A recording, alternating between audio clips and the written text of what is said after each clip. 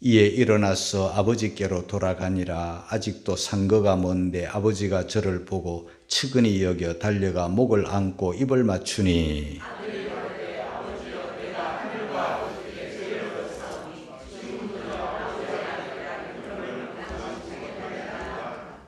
아버지는 종들에게 이르되 제일 좋은 옷을 내어다가 입히고 손에 가락지를 끼우고 발에 신을 신기라.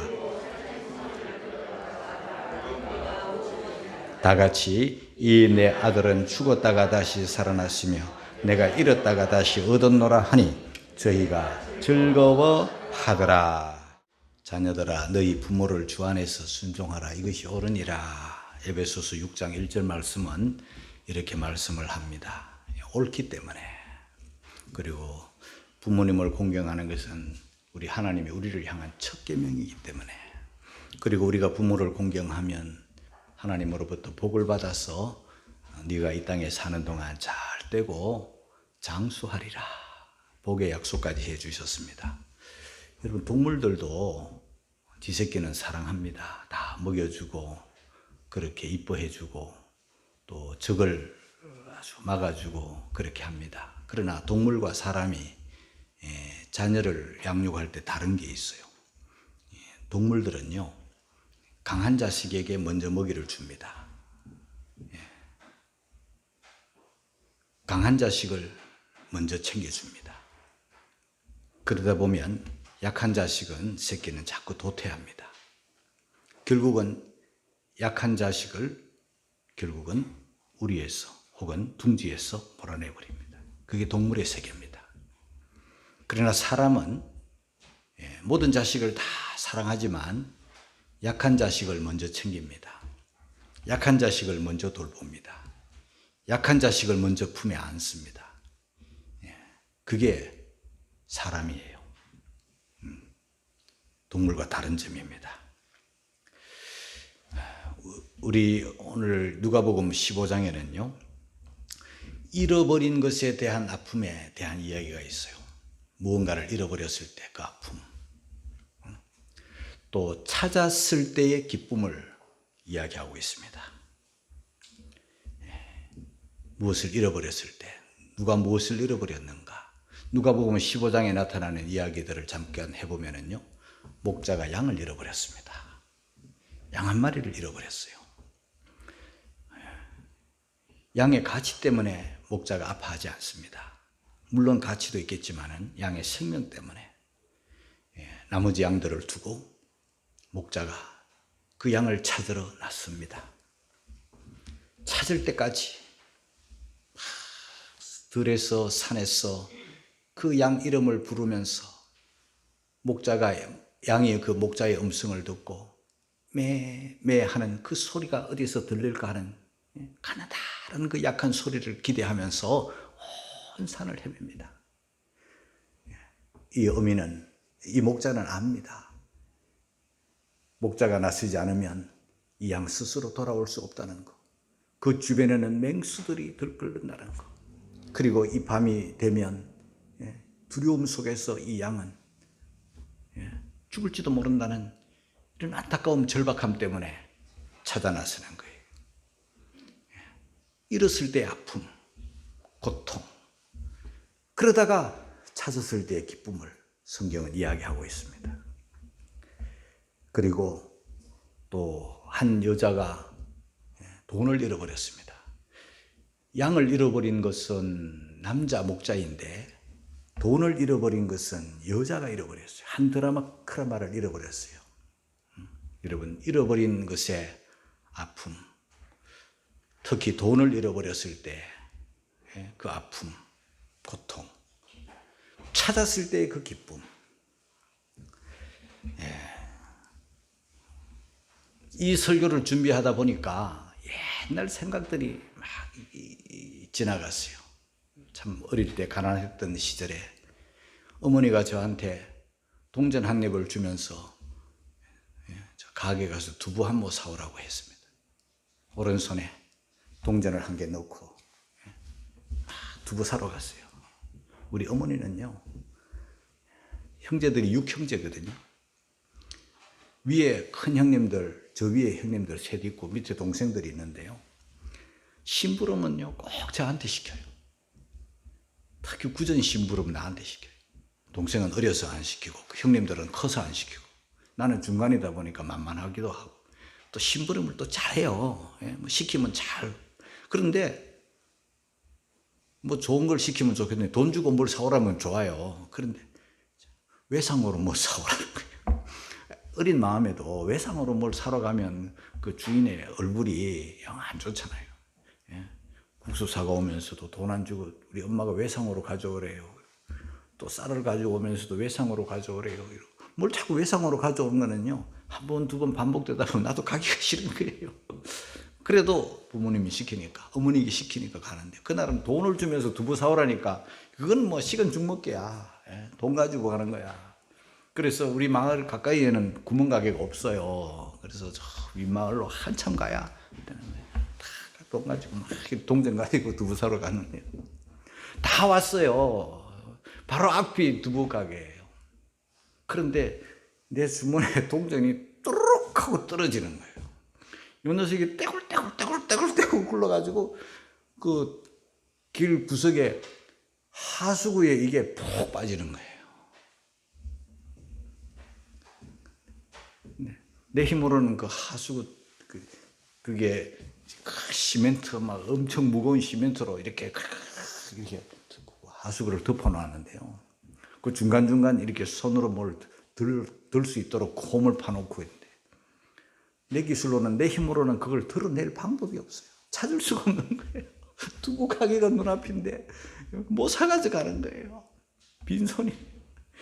정확하게 여기 빠진 자리를 다 확인했고 집에 가서 이제 일렀더니 우리 형님들 많잖아요. 그때서 이제 막 출동하는 거예요. 뭐 삽도 가지고 오고 뭐 그 힘센 형님들이 와가지고 그걸 털어내고 안 보이잖아요.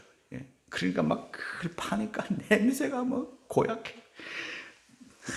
그냥 그런데 그게 아직도 못 찾았어요. 그게 자꾸 이렇게 할수록 자꾸 밑으로 숨어 들어가는지 막 손을 가지고도 하고 막 그냥 온 형제들이 서로 막 이렇게 동전 찾으려고 그렇게 했는데 냄새만 맡고 옷만 손만 더러워지고 결국은 못 찾고 뚜껑 덮어놓고 돌아오는데 나는 막 죄인 중에 괴수가 돼가지고 그날요 우리 된장국 두부 없는 된장국 맛대가리 하나도 없는 거 온 가족이 먹으면서 그 표정들이 아주 섭섭한 표정들 그 표정을 잊을 수가 없어요. 그래서 잊어버리고 난 다음에 찾기가 너무 어려운데 오늘 성경 누가복음 15장에는 이 드라크마 잃어버린 여자가 찾았는데 얼마나 기뻤을까요? 찾았을 때 나는 그 동전 만약에 찾았다면 엄청 기뻐했을 건데 결국은 못 찾았지만요. 유대인들의 방들은 햇빛이 잘 안 들어와요. 너무 뜨겁기 때문에 창을 조그만하게 만들어 놓는 게 유대인들의 집들의 특징이에요. 그 당시에는 당연히 이런 전기불이 없었을 테고. 그러니까 등잔불 켜고 그 어두운 데서 동전 드라크마 잃어버렸을 때 온 집을 다 뒤적거려가지고 쓸고 막 이렇게 해가지고 찾았잖아요. 그 찾았을 때의 그 기쁨이 너무 좋은 거예요. 방을 다 뒤적거리면서 안에 거를 다 드러내고 쓸고 닦고 하면서 그 동전 찾았는데요. 사실 어제 무슨 일이 있었는고 하면 9시 조금 넘어 오전이에요. 우리 딸한테 전화가 왔어요. 아빠 심각한 얼굴 심각한 표정을 아빠 어디 있어요? 인천 있지. 뭐 하세요? 아빠 우리 집에 지네가 나타났어. 뭐? 지네? 뭔 집에 요즘 지네가 있어? 난 못 봤는데 우리 하선이 지네를 봤대. 발에서 지네가 슬금슬금 막 올라오더래. 그래가지고 그 지네를 잡아가지고 던져버리고 으악 하고 바깥으로 나왔대. 그런데 지금 저 방 안에 지네가 있거든. 아들한테 그림을 그려보라 그랬더니 꼭 꼭 지내야 아빠가 와서 이게 좀 잡아줘. 나 지금 일하러 가거든. 신랑은 아침에 벌써 일하러 갔어. 우리 하선이 지금 학원에 가는데 나보다 일찍 돌아와. 방에 지네가 있으면 집에 못 들어와 봐. 그럼 큰일 나. 아빠가 와서 꼭 잡아줘야 돼. 그런데 더 중요한 거는 시체를 보여줘야 돼. 그게 증거가 있어야 돼. 잡았다는 증거가 있어야 이제 믿는다는 거죠. 평안을 누린다는 거야. 알았어. 자식이니까 부탁을 하고 자식이니까 쫓아가지 누가 나한테 지네 잡아달라 그러겠어요. 예? 우리 옛날에 김선미 집사님 5층에 청소하다가 바퀴벌레 잡았다고. 자기는 뭘 잡아? 못 잡았대. 거기 뭐 퐁퐁 뚜껑으로 목사님 덮어놨어요. 그러면 나한테 전화 오더라고. 아니 퐁퐁 뚜껑에 바퀴벌레를 잡았으면 퐁퐁 뚜껑이 조그만한데 그걸 바퀴벌레를 잡았으면 그냥 잡으면 될 텐데 또 뚜껑을 덮고. 아니 그러면 잡았다는 거를 잡아달라고 자기 신랑한테 얘기할 것이지 왜 또 나한테 또 얘기를 하냐. 몇 시간 있다 와가지고 그걸 제가 제꼈더니 요만한 뚜껑에 어휴 꽉 찬 바퀴벌레가 튀어나가는 걸 내가 때려잡았어. 근데 소문났는지 뭐 그런 벌레 꼭 나한테 잡아달라 그러는지 몰라. 그래서 내가 이제 우리 집으로 출동을 했지 않겠습니까? 딸네 집으로. 나도 마음이 무거워요. 사명감이 아주 커. 시체까지 보여달라니. 그래서 갔어요.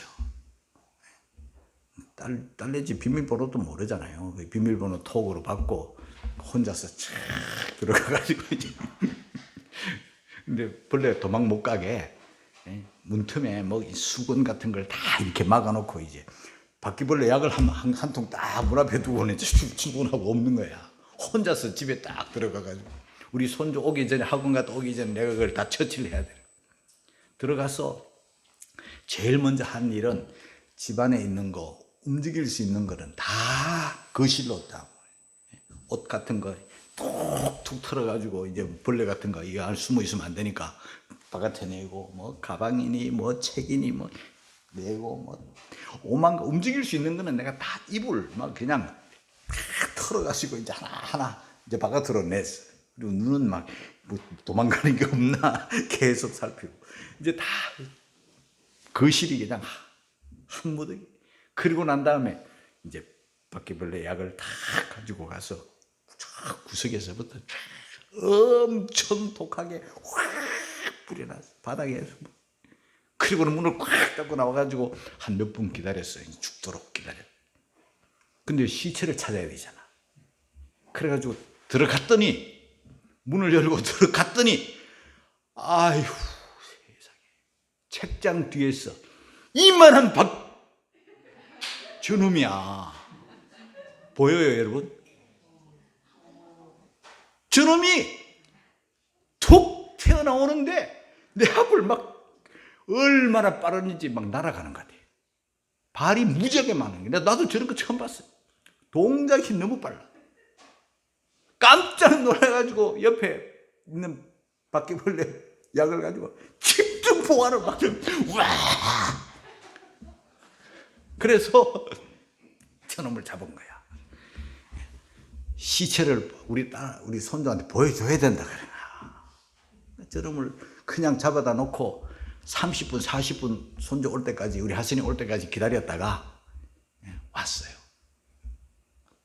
같이 어떻게 처리할까? 쓰레기통에 넣을까?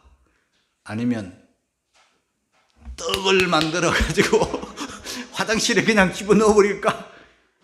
저 바깥에 창밖에 던져버릴까? 우리 손주가 쓰레기통에 넣지 말고 화장실에 넣지 말고 아무리 죽어도 또 기어올 수 있으니까 저 밖에 던지라고. 그래서 야 정말 저런 벌레가 우리 손주 발등에 뒤에 올라왔다는 거 아닙니까? 예? 그래가지고 눈으로 으악 놀래가지고 그래 내가 하선이한테 야 너 진짜 상남자다. 잡았더라면 진짜 상남자인데 그래도 이것만 해도 천만 다행이다. 그래서 잡아가지고 우리 손주 보는 데서 저 바깥으로 막 아파트 바깥 쫙 바깥으로 휙 죽여가지고 시체를 날려보내가지고 지 눈으로 날아가는 걸 다 보고 죽은 걸 확인하고 그렇게 왔어요. 여러분, 뭘 찾았을 때, 이거 벌레 찾은 게 기쁨이다 그렇게 말하기는 좀 그렇지만은 어쨌든 저걸 못 잡았으면, 저걸 못 찾았으면 우리 손주 집에 방에 못 들어가는 게 무서웠어. 나 또한 저게 또 숨어가지고 어디서 귀가 나올지 모르니까 어떻게 할 수 있겠어요. 근데 마무리를 깨끗하게 다 하고 벌레를 다 퇴치하고 돌아와서 현상금을 준대. 수고비를 준대. 얼마 줄지는 모르겠어요. 좀 두둑하게 줬으면 좋겠는데 자식이니까 또 아버지니까 내일처럼 가서 다 처리하고 돌아왔어요. 여러분, 효자가 뭔가 하면요, 아버지 마음을 알면 효자예요. 똑같은 은혜를 받았잖아요. 자식으로서 부모의 은혜를 안 받은 자식이 어디 있겠어요. 아버지의 은혜를 알면 효자가 되는 거예요. 똑같은 사랑 은혜를 받고 모르면 불효자가 되는 거예요. 오늘 아버지를 떠나간 아들, 그리고 떠나간 다음부터 자식을 기다리는 아버지, 돌아온 자식을 기뻐하는 아버지, 그런 이야기들을 좀 여러분들에게 할 텐데요. 아들이 철이 없어 아버지를 등지네요. 누가복음 15장 12절에 이렇게 말합니다. 같이 읽겠습니다. 시작. 아버지여, 재산 중에서 내게 돌아올 분깃을 내게 주소서. 그냥 나가지 않고 재산을 챙겨 나갑니다. 아버지가 그냥 달라 할 때 줍니다. 왜 그래 줄까요? 자식 사랑하기 때문에 주는 거예요. 줍니다. 왜 줄까요? 자식과의 관계를 소중하기 때문에 주는 거예요. 자식이 하는 일이 옳지 않지만 자식에게 상처를 주지 않고 자식에게 다시 돌아올 수 있는 그런 기회를 주는 거예요. 그렇게 아버지를 떠나갑니다. 그러면 자식은 자기 소원이 이루어진 거예요. 자기 뜻이 이루어진 거예요. 아버지 곁에서 떠나가는 자유를 만끽하는 거예요. 아버지 재산까지도 자기에게 돌아올 분깃을 받았어요. 재산도 있고 자유도 있고 행복했지 모르지만요. 먼 나라로 갔어요. 어디가 먼 나라입니까? 이 자식에게 입장에서는 아버지 없는 나라가 먼 나라예요. 아버지 싫어하는 거예요. 아버지 안에서의 자유의 행복을 모르는 거예요. 아버지를 떠난 자유를 자유라고 생각하는 거예요. 아버지 마음은 헤아릴 줄 모르는 거예요. 지 좋으면 그만이야. 그게 자식이에요. 아버지는 무너지는 아픔을 가지고 자식을 지금 보내는 거예요. 보낼 때도 사랑, 기다릴 때도 사랑, 돌아올 때도 맞이하는 사랑. 그게 아버지 마음이죠. 그러나 자식은 그걸 몰라요. 지 좋으면 그만이야. 나갔습니다. 허랑방탕하게 사는 거예요. 아버지 재산을 가지고 막 쓸 때는 행복했겠죠. 좋았겠죠. 그러나 이 세상 만사가 짓대로 됩니까? 돈 떨어질 날이 오죠. 그리고 흉년도 듭니다. 그래서 먹고 살아야 되니까 친구들 다 떠나고 이제 돈도 없고 결국은 돼지치는 사람이 되고 흉년이 드니까 먹을 게 떨어지니까 돼지 먹는 쥐염 열매도 먹기가 힘들 만큼 비참해지는 겁니다. 근데 다행스럽게 이 아들은 아버지를 생각하고 주께로 돌아오네. 아버지께로 돌아오네요. 누가복음 15장 17절에 돌아옵니다. 다 같이 시작. 이에 스스로 돌이켜 가로되 내 아버지에게는 양식이 풍족한 품꾼이 얼마나 많은고 나는 여기서 줄여 죽는구나. 아버지 집에는 종들도 많고 또 배부른 풍족한 품꾼들도 많은데 나는 아들이면서 내가 왜 이 모양인가? 자기 스스로 깨닫는 시간이 있는 거예요. 그래 돌아오는 거예요. 여러분, 자식을 떠나보내고 그냥 나갔던 재산을 가지고 나갔던 이 자식이 내 눈에 앞에 없는 이 부모의 아픔이 있잖아요. 목회를 해보면 그런 경험들을 많이 하는데요.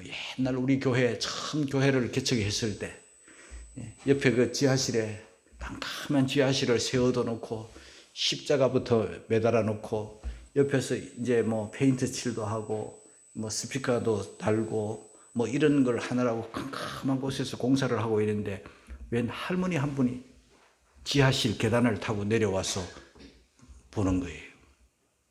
그렇게 어떻게 오셨냐 하니까 이 동네 십자가가 없었는데 십자가가 매달려 가지고 예배드리러 왔다는 거예요. 그분이 우리 교회 첫 번 등록하신 분이에요.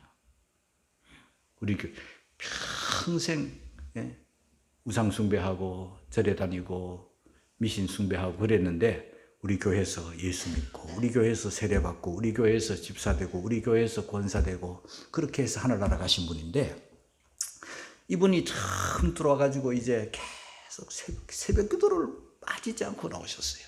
주일 성수는 물론이거니와 새벽을 그렇게 나와서 기도하는데 뭘 기도하는지 그렇게 오래 기도해요. 그래서 내가 그 기도 제목을 물어봤더니 목사님, 우리 막내딸이 집을 나갔어요.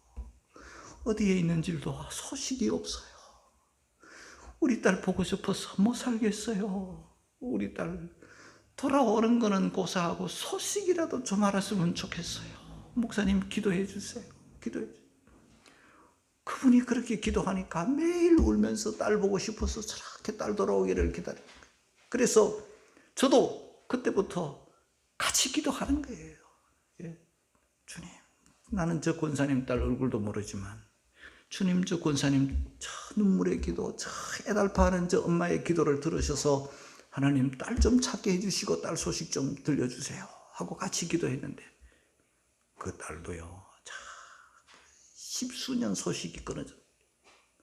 어느 날 하루 나한테 달려오더니 목사님, 딸이 왔어요 하면서 좋아가지고 기뻐하는 그 표정, 그 모습 저는 잊을 수가 없어요. 결국은 이제 세상을 떠나셨지만 여러분, 이 부모의 마음이라는 게 자식이 나가면요, 자식은 부모를 몰라요. 그런데 속은 막 부모의 마음은 무너지는 거예요.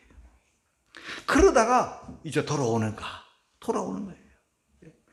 떠나간 아픔을 가지고 자식을 보지 못하는 아픔을 가진 이 아비에게 돌아오는 이 자식을 보고는 얼마나 기뻐하는지 한번 보겠습니다. 누가복음 15장 22절이네요. 다 같이 시작. 아버지는 종들에게 이르되 제일 좋은 옷을 내어다가 입히고 손에 가락지를 끼우고 발에 신을 신고 멀리서 보고는 나가서 쫓아가서 어건 맡겨 목을 어건 맡겨 안고 좋아하고 막 입 맞추고 아들아 돌아와서 고맙다 하면서 그 아들을 안고 종들에게 제일 좋은 옷을 가지고 와라, 손에 가락지를 끼워라, 발에 신을 신기라. 여러분, 오늘날 같이 이렇게 풍요한 시대에는 옷도 풍요하고 신도 풍요하지만요, 그때는요 정말 종들은 신 못 신었어요. 이 아들이 신을 신었는지 못 신었는지 모르지만요, 저도 어릴 때 이 신발에 대한 이야기가 많아요. 제 어릴 때 소원이 뭐냐면 백고무신 신는 게 내 소원이었어요. 부잣집 아들만 백고무신 신어요. 우리 아버지만 백고무신 신어요. 우리들은요 전부 다 흑고무신 신는 거예요. 백고무신은요 말랑말랑해요. 보기도 좋아요. 근데 흑고무신은요 제일 처음 사면 시커먼 게 번쩍번쩍해요. 그런데 그거 며칠 신으면요 발 뒤꿈치 다 상해요. 피가 흘러요. 이게 너무 딱딱한 거야. 그래도 그거라도 새신 신으면 너무 좋아가지고 뭐 어쩔 줄 몰라 했어요. 그것도 새신이라고. 그런데 그 신도 고무신이라 따라요. 언제 또 사줄지 몰라요. 한번 신은 거 따르면. 그래서 바깥에 나가면요 긴 걸을 때는요 신발을 손에 들고 맨발로 신발 따를까봐 그 흑고무신도 아끼는 거예요. 그런데 그 대구 그 몇감으로 가는 길에는요 여름 방학 때 몇감으로 가면요 그 아스팔트가 열기에 찌들어 가지고요 막 찐득찐득한 거예요. 차들이 한 번씩 지나가면 따다다다다 하면서 막 그렇게 지나가요. 막 이 바퀴에 이게 붙었다가 떨어지는 소리가 돼. 고무신도요. 너무 뜨거우니까 거기 아스팔트 밟으면요. 내 발만 푹 빠져나와요. 신발이 안 달아나고. 그만큼 날씨도 덥고 신발도 귀하고 아끼고 그렇게 가는. 몇 감을 때 가서 옷도 이렇게 차곡차곡 담아놓고 그 위에다가 내 신발 탁 얹어놓고 멱을 감고 우리 형님도 가고 이렇게 했는데요. 잠시 한번 딱 나왔는데 몇 감다가 좀 실로 바깥에 딱 나왔는데 내 신발 누가 훔쳐가 버렸어. 제일 위에 얹어놓은 내 신발 산지도 얼마 안 되는 바짝바짝한 신발 그렇게 아끼고 들고 온 그 신발을 누가 도둑질해 가버린 거예요.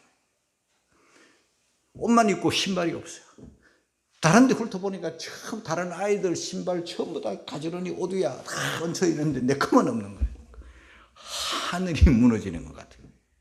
이제 학교 가야 되는데 신발도 없는데 신발 사줄 우리 부모님의 능력이 없는데 맨발로 어떻게 당장 집에 어떻게 돌아가나. 하늘이 무너져요. 그래서 다시 물속에 다시 들어갔어요. 우리 형님한테 형아 나 신발 없다. 저 멀리서 이래 보니까 없는 거야. 어떡하지? 뭘 어떻게? 너도 훔쳐가져가.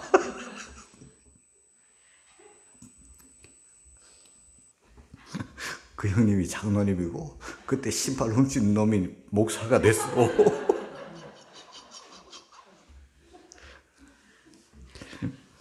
그렇게 신발 이야기가 이 사람 이 아들 신발 이야기 하니까 별 생각이 다 나는 거야. 그때 그 생각이 막 나서 창피스러워 사지 말까 하다가 지금 하는 거야.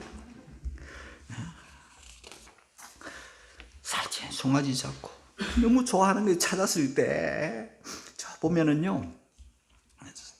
누가복음 15장 23절 24절 읽겠습니다. 다 같이 시작. 그리고 살찐 송아지를 끌어다가 잡으라. 우리가 먹고 즐기자. 이 내 아들은 죽었다가 다시 살아나서 내가 잃었다가 다시 얻었노라 하니 저희가 즐거워 돌아온 아들을 기뻐하면서 이렇게 좋아하는 아버지 마음 곧 우리 하나님 마음입니다. 할렐루야. 그 하나님의 마음을 알면 안 떠나가고 그 하나님의 마음을 알면 시험 들지 않고 그 하나님의 마음을 알면 못된 행동하지 않는 거예요. 그걸 아는 사람이 좋은 신자가 돼요. 그거 모르면 철부지가 되는 거예요. 시험 들고 막 이렇게 하는 거죠.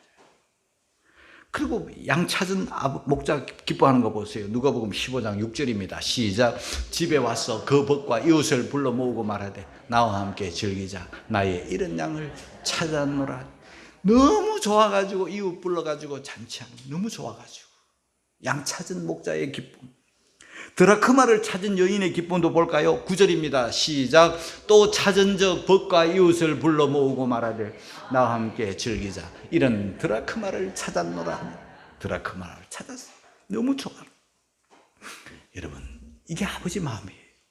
잃어버렸을 때 아픈 마음, 갔을 때 기다리는 마음, 잃어버렸을 때 그 찾고자 하는 그 마음, 돌아왔을 때 기쁜 마음.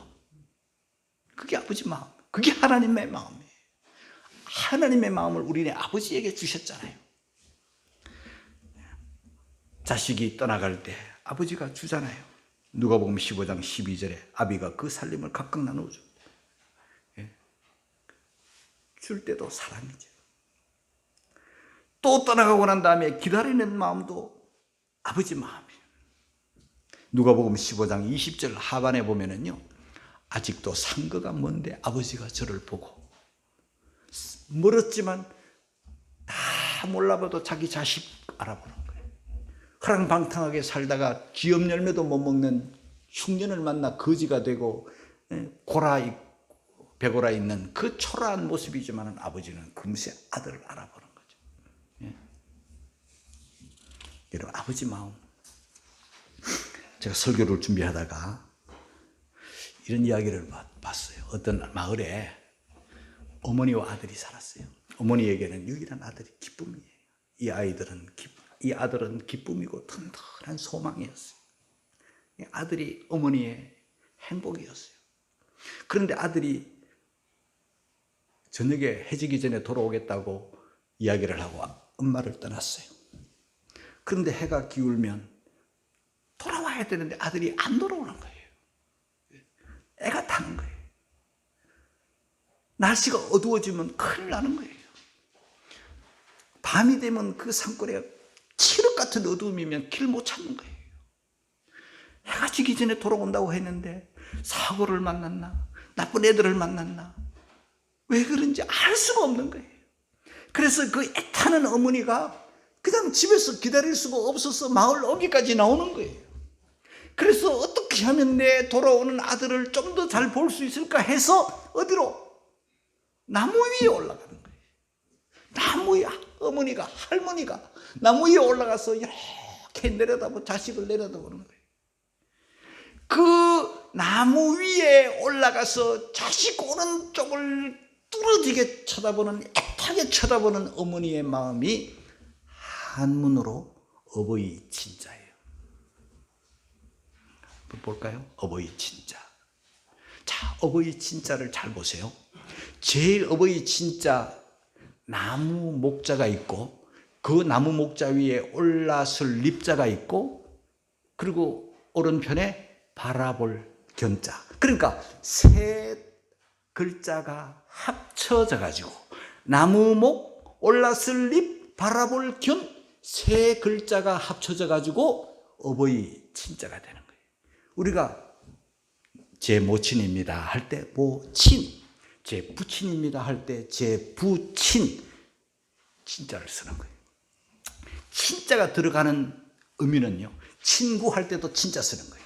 어떤 거냐? 친구는 누가 친구냐? 그냥 오다 가다 만나면 친구냐? No! 이 한문의 뜻을 보면은요, 친구가 보고 싶어 나무 위에 올라가서 기다릴 만큼 해야 친구예요. 봐도 그만 안 봐도 그만, 와도 그만 안 와도 그만, 그건 친구 아니에요. 친, 어머니의 마음이 그 안에 담겨있는 거예요. 아들을 기다리되 여자의 몸으로, 어머니의 몸으로, 더 나아가 할머니의 몸으로 나무 위에 올라가 자식을 기다리며 눈이 빠지도록 기다리는 그 마음이 어버이 친자.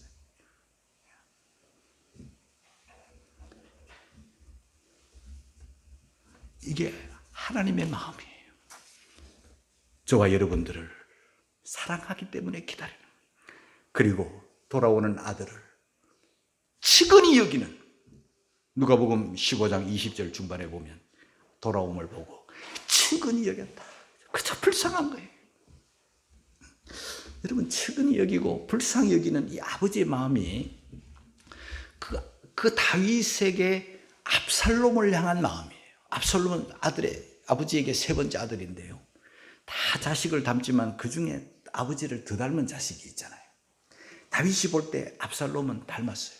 좋은 걸 닮으면 참 좋겠는데 나쁜 쪽을 많이 닮았어요. 잘나고 말 잘하고 인물 좋고 이것도 아버지를 닮았지만요, 그 야망이 있는 거예요. 이건 굉장히 나쁜 쪽을 닮은 거예요. 그래서 아버지의 사람의 마음을 훔쳐가는 거예요. 그리고는 아버지의 목에 칼을 디밀고 왕자리 내놓으라고 그러는 거예요. 정말 나쁜 자식이잖아요. 정말 폐륜 자식이잖아요. 반역자잖아요. 다윗이 원수가 만약에 그렇게 했더라면 다윗이 용서하지 않죠. 장수입니다. 당장 목을 칩니다. 싸워 이깁니다. 그러나 자식을 못 이기는 거예요. 그래서 임금의 자리를 내려놓고 왕궁 예루살렘을 떠나 기드론 시내를 건너 요단강을 건너 도망을 가잖아요. 그리고 이제 시간이 좀 지나서 나라가 어느 정도 안정이 되고 정신을 차리고 힘을 얻어가지고 이 다윗이 반역분들을 몰아내기 위해서 지금 자기 부하 요압, 군대 장관 요압, 그리고 또 아비새, 입대, 이 세 사람과 부하들을 반역자 토벌을 위해서 보내면서 뭐라고 말합니까? 사무엘하 18장 5절 우리 한번 읽고 갈까요? 다 같이 시작. 왕이 요압과 아비새와 입대에게 명하여 가라. 나를 위하여 소년 압살롬을 너그러이 대접하라 하니 왕이 압살롬을 위하여 모든 군장에게 명령할 때 백성들이 다 들으니라. 반란군을 제압하러 요압을 보내면서 왕이 뭐라고 명령을 내리는가 하면은 소년 압살롬을 너그러이 대접하라 이러는 거예요. 그렇게 해서는 안 되지만요, 그 말 속에는 아버지의 마음이 담겨가지고 말에 힘이 없어지는 거예요. 반역자 대신 소년, 못된 반역자를 이렇게 해야 되는데 압살롬을 죽이라 해야 되는데 대접하라 이러는 거예요. 말 속에 힘이 없어요. 이게 아버지 마음이에요. 그런데 아버지 마음을 전혀 모르는 이 요압이 압살롬이 머리카락이 상수리 나무에 걸려 있을 때, 오도 가도 못할 지경에 있을 때 요압이 그 소식을 듣고 가가지고 창셋으로 심장을 확 찔러가지고 임금의 명령, 아버지의 마음 전혀 아랑곳하지 않고 압살롬을 죽여버려요. 그 죽었다는 전사 소식을 듣고 사무엘하 18장 33절 같이 읽겠습니다. 시작. 왕의 마음이 힘이 아파 물로로 올라가서 우니라. 저가 올라갈 때 말하기를 내 아들 압살롬아, 내 아들 압살롬아, 내가 너를 대신하여 죽었다며. 압살롬 내 아들아, 내 아들아. 자기 아들이 요압에게 죽었다는 소식을 듣고 심장이 찔려가지고 그 요압의 군사들 부하들이 막 그냥 쳐서 죽였다는 소식을 듣고 너무 마음이 아파. 압살롬 내 아들 하면서 막 그냥 고통하고 우는 그 아버지의 마음, 이게 아버지 마음. 반역자라도 내 아들이니까 세게 못하는 것이. 그리고 다윗은요, 자기 아들 압살롬 때문에 많이 울어요. 사무엘하 13장 37절 읽겠습니다. 시작. 다윗은 날마다 그 아들을 인하여 슬퍼. 자식이니까 그 아들 때문에 마음이 너무 아파. 날마다 슬퍼해요. 그리고 사무엘하 15장 23절에 온 땅 사람들이 통곡하며 건너갈 때 30절에 보니까 다 같이 시작. 다윗이 감람산길로 올라갈 때 머리를 가리우고 맨발로 울며 행하며 저와 함께 가는 백성들도 각각 그 머리를 가리우고 울며 올라갑니다. 여기서 저는요, 뭐 다윗이 옳으니 압살롬이 옳으니 뭐 아버지가 옳으니 자식이 옳으니 지금 그걸 이야기하는 게 아니에요. 그 마음을 헤아려 보자는 거죠. 아버지 마음, 하나님의 마음. 여러분, 이 어버이 주일에 자녀된 우리들이 어버이 마음을 알기를 주의 이름으로 축복합니다. 안다면 그냥 어버이를 불쌍하고 외로운, 그 늙고 병든 어버이를 그렇게 방치하지는 않죠. 모르니까, 은혜를 모르니까. 외로운 어머니, 병든 어머니, 늙은 어머니, 의지할 데 없는 어머니를 방치한 자식은 자식이 아니죠. 우리가 그 마음을 아는 그런 자식이 되고, 더 나아가 하나님의 마음까지 아는 그런 성도가 되어서 하나님 앞에 좋은 성도, 부모 앞에 좋은 자녀들이 되어서 길이 복을 받기를 주의 이름으로 축원합니다.